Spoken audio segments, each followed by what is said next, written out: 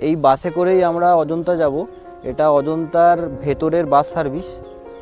তো এই বাসের টিকিট 25 টাকা করে, আমাদের দুজনের 50 টাকা নিল।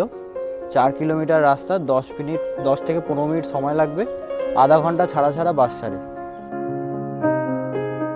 আমরা এখন আছি ঠিক অজন্তার সিঁড়ি শুরু হচ্ছে সেই জায়গাতে। সামনে টিকিট কাউন্টার ছিল, আমরা 40 টাকা করে পার হেড টিকিট কাটলাম। ওখানেই ব্যাগ রাখার জায়গা আছে। ইম্পর্টেন্ট জিনিস আমরা বার করে লাগেজ ব্যাগ যা ছিল সব ওই লকারে রেখেছি। একদম সিসিটিভি দিয়ে চারিদিকে মোড়া আছে, তাই কোনো ভয়ের ব্যাপার নেই যে ব্যাগ এদিক ওদিক হয়ে যাবে।